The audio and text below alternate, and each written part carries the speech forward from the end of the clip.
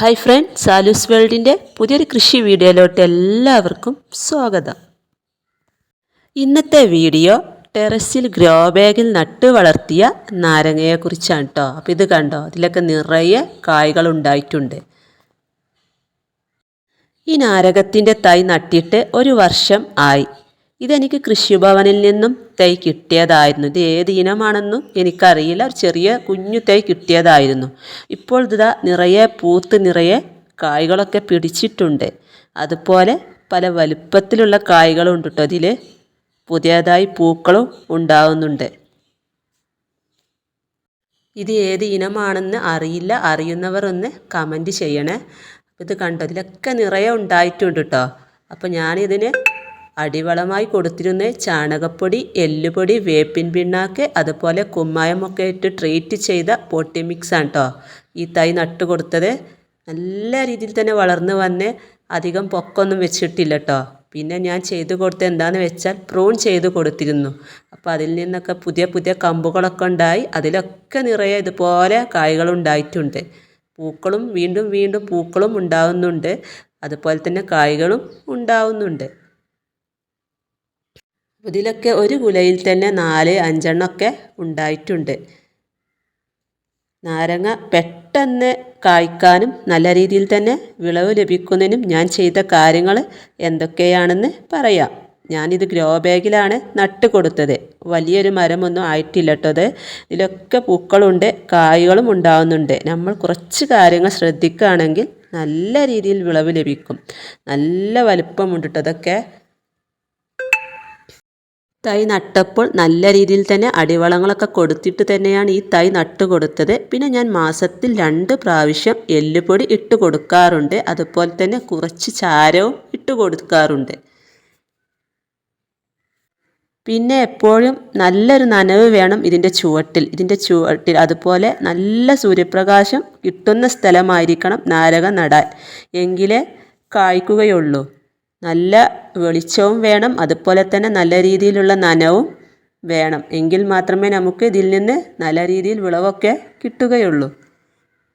പിന്നെ ഞാൻ ഇതിൻ്റെ കമ്പൊക്കെ പ്രൂൺ ചെയ്ത് കൊടുക്കാറുണ്ട്. അപ്പോൾ അങ്ങനെ ചെയ്ത് കഴിഞ്ഞാൽ വീണ്ടും അതിൽ പുതിയ പുതിയ ശിഖരങ്ങളൊക്കെ വന്ന് നിറയെ കായ്കളുണ്ടാവും. ഇത് കണ്ടോ, എപ്പോഴും പൂത്തുകൊണ്ടിരിക്കുന്നുണ്ട്. ഇതിൽ ചെറിയ രീതിയിലുള്ള കായ്കളുണ്ട്, വലിയ വലിയ കായ്കളൊക്കെ ഉണ്ടായിട്ടുണ്ട്. അപ്പോൾ ഇത് കണ്ടോ, ഒരു തലയിൽ പൂവിട്ട് കേട്ടോ. അപ്പോൾ ഇതിലൊക്കെ ഒരു 4-5 എണ്ണം ഇട്ടുണ്ട് കേട്ടോ ഇതിൽ കായ് പിടിച്ചത്. അപ്പോൾ ഒരു ഭാഗത്ത് നല്ല വിളവെടുക്കാൻ പാകമായ നാരങ്ങയുണ്ട്, ഒരു ഭാഗത്ത് ഇതുപോലെ പൂത്ത് കായ പിടിച്ച് വരുന്നതുണ്ട് കേട്ടോ. അതുപോലെ തന്നെ ചെറിയ രീതിയിലുള്ള കായ്കളും ഇതിലുണ്ട്. അപ്പോൾ എപ്പോഴും കായ്ച്ചുകൊണ്ടേ ഇരിക്കുന്ന ഒന്നാണിത്. അപ്പം നല്ല ഭംഗിയാണ് കേട്ടോ ഇത് കാണാനായിട്ട്. നമ്മളെ വീട്ടിൽ തന്നെ നമ്മൾ ഇതുപോലെയൊക്കെ നട്ടുപിടിപ്പിച്ച് കഴിഞ്ഞ് അതിൽ നിന്നൊക്കെ വിളവെടുക്കുമ്പോൾ ഒരു പ്രത്യേക സന്തോഷമാണല്ലോ. ഒരുപാട് ഇതിലുണ്ടായിട്ടുണ്ട് കേട്ടോ. അപ്പോൾ നമുക്കിതിൽ നിന്ന് ഒന്ന് വിളവെടുത്ത് നോക്കണം, എന്താണെന്ന് അറിയാലോ. അപ്പോൾ ഇതിന് എങ്ങനെയാണ് വളം കൊടുക്കുന്നതെന്ന് നോക്കാം.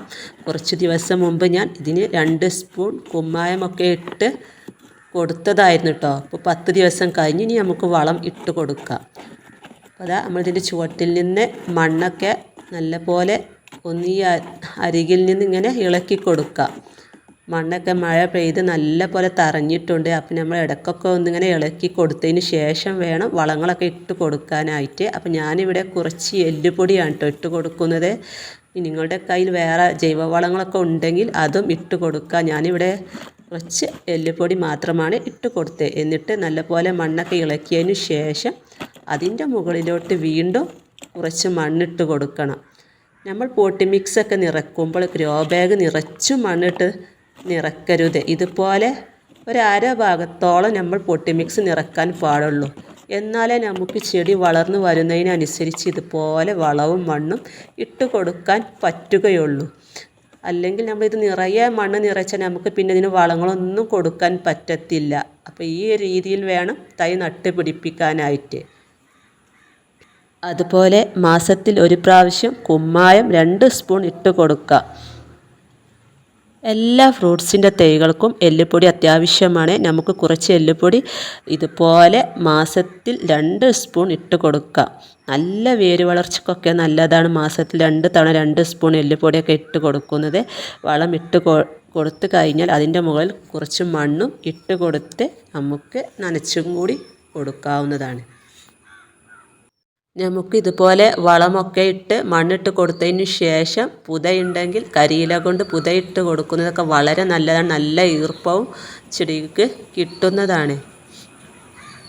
നമുക്ക് ഇതിൽ നിന്ന് ഒന്ന് വിളവെടുത്ത് നോക്കാം. എന്താണ് ഇതിൻ്റെ അവസ്ഥ ഒന്ന് അറിയാലോ. അപ്പോൾ നമുക്കിതൊന്ന് കട്ട് ചെയ്ത് വരാം കേട്ടോ. അത് അത്യാവശ്യം വലിപ്പമുള്ള ഒന്ന് തന്നെയാണ് കേട്ടോ ഞാനിവിടെ എടുത്തിട്ടുള്ളത്. നമുക്കതൊന്ന് മുറിച്ച് നോക്കാം. നല്ല സ്മെല്ലൊക്കെ ഉണ്ട് കേട്ടോ അതിന്. ഇത് കണ്ടോ, ഇത് കുരുവില്ലാത്ത നാരങ്ങയാണ് കേട്ടോ. അത് തോല് നല്ല പോലെ കട്ടിയൊക്കെ ഉണ്ട്. നമുക്ക് ഇത് കൊണ്ടൊരു വെള്ളം കലക്കി നോക്കാം. ഇതിൻ്റെ ടേസ്റ്റ് ഒന്ന് അറിയാലോ.